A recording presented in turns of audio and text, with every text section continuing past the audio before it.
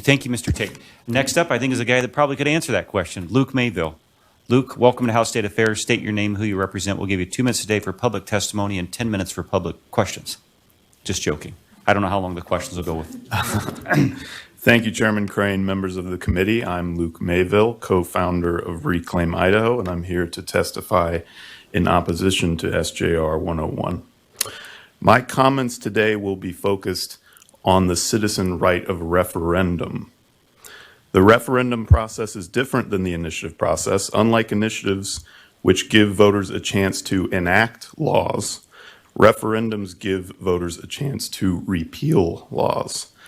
In 111 years, we've seen just 7 referendums on the ballot. It's always been extremely difficult to place a referendum on the ballot because citizens have just 60 days to collect the signatures. In 2013, the Idaho legislature added the additional requirement that citizens collect signatures from 6% of registered voters in each of 18 districts. Again, all in just 60 days. In the years since in the 11 years since the 18 district rule was enacted, not a single referendum has appeared on the ballot.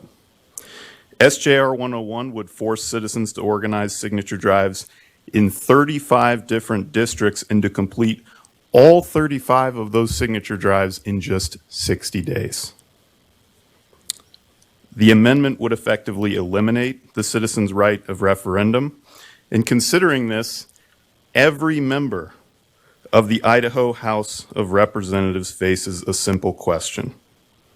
Should we eliminate the citizen right of referendum, or should we leave it alone? Some legislators in the Senate, including the sponsor of this bill, have answered this question by insisting that really SJR 101 is nothing other than a resolution that simply places the issue on the ballot and lets the voters decide. That, representatives, is not an acceptable answer because you would never consider putting freedom of speech on the ballot. You would never consider putting the freedom of religion on the ballot. And just one, just to wrap up this point, just wrap it up. Yep. you would never consider that, and you'd be right not to consider it because it is wrong to ask the voters of Idaho to give up their own rights. Thank you. Are there questions for Mr. Mayville? I'm surprised there's not, but, oh, you got a question? Yes, Mr. Chairman, if I may. So the 60-day requirement is statutory, as I understand it, because I'm not reading it here in the Constitution. So have you considered changing that 60-day requirement to 90 or something that will be more palatable? Mr. Mayville. Chairman, Representative, just to clarify the question, have I considered it with the powers that I have at my disposal? Is that what you're asking? If I may, Mr. Chairman. Hey, let's maintain decorum in here. Go ahead. I'm thinking about the organization that you represent. Okay, Mr. Chairman, Representative, so I take that you are suggesting that we would place an initiative on the ballot that would then change the rules for the referendum process. Is that correct? Go ahead. Try it again. Thank you, Mr. Chairman. I'll try again. You don't need to do an initiative to change the statutory requirement. The question is, would you has your organization considered changing the law to stretch out the amount of time that would be available to gather the signatures? Mr. Mayville. Mr. Chairman, Representative, so I understand what you mean is, would we lobby the legislature to change the statute? We generally have not had much success, and I understand the irony of my saying this as I stand before you, but we have not had much success in lobbying the legislature to change much of anything. I don't believe it would be worth our energy to ask the legislature to expand the right of referendum, to protect the right of referendum, especially considering that we've had to fight tooth and nail, including filing a lawsuit in 2021 to ask the Idaho Supreme Court to defend our own rights. And fortunately for us, the Idaho Supreme Court did rule unanimously that this very same restriction that is being proposed now was not only unconstitutional, which has been pointed out today, but that also violated the fundamental rights of the people of Idaho. We have had success appealing to the courts. We have not had success in appealing to the legislature, certainly not to expand citizen rights. We hope that we can have some success appealing to at least 1/3 of the Idaho House of Representatives. Just a few of you, hopefully, will at least just leave this citizen right alone. Representative Gannon. Thank you, Mr. Chairman, and Mr. Mayville. And first, I would just make the comment that if the committee would like me to bring a bill to expand it to 90 days, I'd be delighted, and I'll talk to Representative Barbieri about that. I don't think the question is whether you should bring the bill or not. You always have that right as to whether this organization would then support a change. If you're going to change the length of that process, would they then support a change to their process? I think that's the point he was trying to make. Okay. Well, I'd be happy to talk to Representative Barbieri about that. Certainly. See what we come up with, because I do think 60 days is pretty short. But my question for Mr. Mayville is, can an initiative affect a constitutional right? It was mentioned earlier about gun rights. Can you change a constitutional right that protects gun rights through the initiative process? Mr. Mayville. Chairman, Representative, it is highly likely that the moment an initiative passed that infringed on any constitutional right, it would be sued in court and be struck down. In fact, our Medicaid expansion initiative, we strongly believe, did not violate any kind of right. But even that initiative was immediately challenged in the Idaho Supreme Court. Of course, the case was dismissed quickly, fortunately. But the initiative process is merely a tool to make a statutory change. The court can strike down any initiative in the same way that it can strike down any law enacted by the legislature that's deemed unconstitutional. And as was pointed out earlier in testimony, an initiative merely creates a law that's on equal footing with any other law enacted by the legislature. So the legislature, unlike in many other states, by the way, the Idaho legislature has the power to repeal any initiative.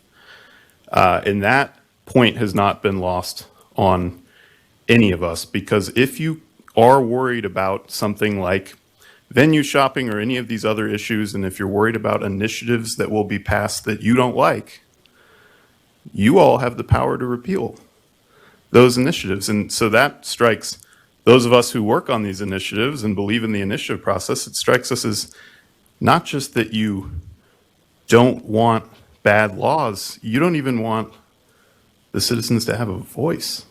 That's what it seems like. Follow-up. Questions? Representative Crane, 12. Thank you, Mr. Chairman. And I'm sorry, I didn't catch your name. Luke? Luke Mayville. Okay, Luke. Yes. So do you believe that you generally represent the majority of Idaho's viewpoints when it comes to the ballot initiatives? Mr. Mayville. Chairman, Representative, I would never claim to represent the majority of Idaho's viewpoints in general. I don't think anyone should. But certainly on this issue, I would just point to a few data points. One of the only, perhaps the only comprehensive survey that we know of was taken a few years ago by Boise State University. It found that 80% of the people of Idaho think the initiative process is already difficult enough or too difficult. 80%. 67% of Republicans. The vast majority of Democrats and independents all believe that the initiative process is too difficult. In the wake of Governor Little signing Senate Bill 1110 into law in 2021, there was an enormous uproar from the people of Idaho calling the governor's office, asking him to, just before the governor signed it into law. Enormous uproar calling on the governor to veto that bill. And a public records request found that there were over 4,000 calls, which is extremely rare to see that kind of uproar from the people of Idaho. Over 4,000 calls, just 3% of them were in favor of the bill. 97% opposed. If I'm being honest, if this amendment appears on the ballot, I believe it will not only be defeated, I believe it will be defeated in all 44 counties. I believe it will be embarrassing and shameful for all of the legislators who voted for it. But what we're here today to discuss isn't what will happen once this comes to a vote. The basic question before us today is, should we put fundamental rights on the ballot? Should we be willing to put freedom of speech, freedom of religion, the right to bear arms on the ballot? And if the answer is no, then we shouldn't be willing to put citizen rights on the ballot either. Follow-up? Yes, thank you, Mr. Chairman. So just to bring this back to where my line of questioning is going is, are you worried that we are suppressing voices? Mr. Mayville? Chairman, Representative, certainly, yes. So, follow-up? Yeah. So wouldn't we want to allow all legislative districts to have a voice? We would actually be, by expanding this from 18 to 35 legislative districts, we would actually be expanding the voice to be heard across all of Idaho rather than just 18 districts. Mr. Mayville? Chairman, Representative, the Idaho Supreme Court argued very compellingly, and by the way, I hope that before anyone takes a vote on this gravely important issue, I hope you'll at least read the Idaho Supreme Court ruling. The Idaho Supreme Court called this 35 district rule a form of tyranny. And the reason why is precisely because of what Representative Gannon mentioned, that it is extremely likely that any initiative will be blocked by just one district. And there are all kinds of tactics that an interest group or an organization can use to put all of their resources into just one or two or three districts, and then if they can just block it in one district, they can overrule the will of the other 35. So if that's true, if future initiatives, not to mention referendums, are blocked from appearing on the ballot, that doesn't give a voice to anyone. Doesn't give a voice to urban Idahoans, suburban Idahoans, rural Idahoans. Everyone's silenced if no initiatives appear on the ballot. And let me just make one additional point. The only successful initiative in recent years that made it to the ballot and won the vote was Medicaid expansion. That initiative served the interests of rural Idaho. It was actually designed to save rural hospitals from closing. Rural Idahoans participated in the signature drive. The signature drive actually started in North Idaho, where I grew up and where we launched the initiative. Idahoans in every single county signed the initiative. Several rural districts qualified the initiative with over 6% of the vote. And then in November, when it came up for a vote, it won the majority of the vote in almost every county. 35 out of 44 counties, including the 5 most rural counties with the least population, the majority voted for it.